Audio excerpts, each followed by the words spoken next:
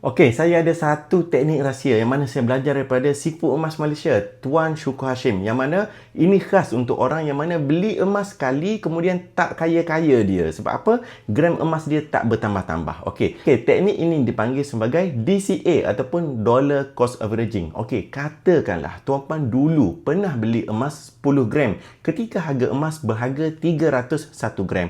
Jadi modal tuan-puan ialah sebanyak 3,000.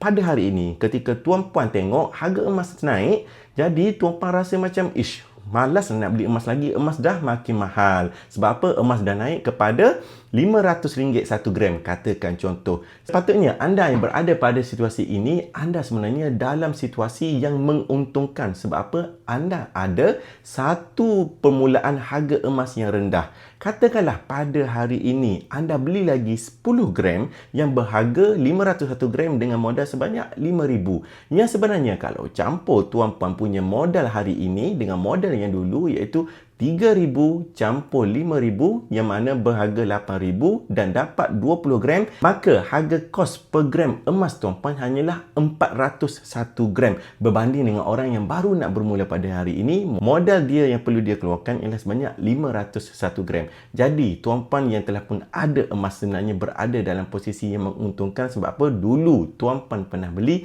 emas dengan harga yang lebih murah. So kepada penyimpan emas saya yang pernah simpan emas dulu-dulu, pernah beli RM100, pernah beli 1 gram, cek balik dalam akaun, cuba login balik, boleh ke tak login tu sebenarnya. Dan kalau boleh login, cuba tengok balik ada berapa gram dalam akaun. Dan jangan lupa untuk buat teknik ini, iaitu dollar cost averaging, untuk dapatkan harga purata emas yang lebih rendah.